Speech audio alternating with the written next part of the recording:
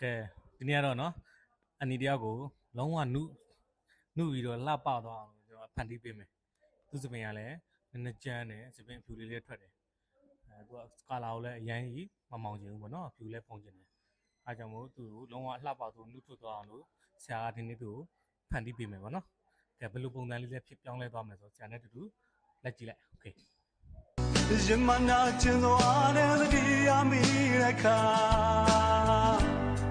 ခံနိုင်ရမရှိဘူးကွာစိတ်ချရတဲ့ခြင်းကဖြောင်းလို့မရစိတ်တရားနဲ့တူရှိ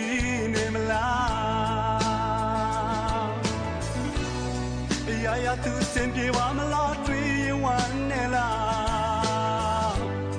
စိတ်တစ်ခုရဲ့တိုက်ပွဲကြဆိုင်ပါ